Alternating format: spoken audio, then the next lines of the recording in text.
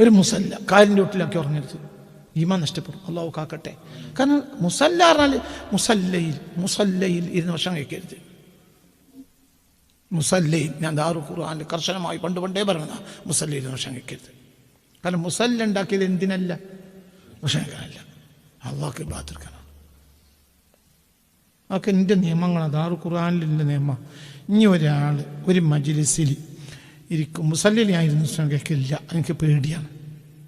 ഇനി ഒരാൾ വർത്താനം പറഞ്ഞിരിക്കുമ്പോൾ മുസല്ല വിരിച്ചൂടെ? വിരിക്കാം, പക്ഷേ അവിടെ മക്കത്തെയോ മദീനയോ അടയാളം ഉണ്ടാകാൻ പാടില്ല.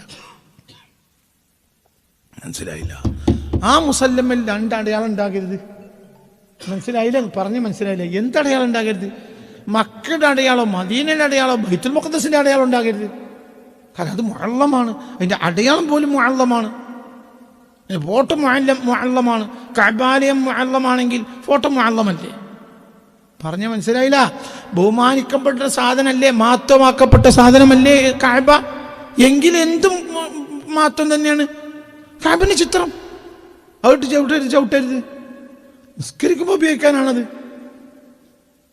ഇത് ചോറ് നാളെ വിരിക്കുക, അവിടെ തിന്ന. അത്ര പേടിക്കേണ്ട വേറെ കാര്യമല്ല. ഇന്നിപ്പോൾ നമ്മളെ നാട്ടിലൊക്കെ സർവ്വസാധാരണ. നമ്മൾ താഴൊക്കെ വിരിച്ചാണ് താഴെ ഭക്ഷണം കഴിക്കും, സുന്നത്ത് നല്ല തന്നെ. പക്ഷെ എന്ത് വിരിക്കരുത്?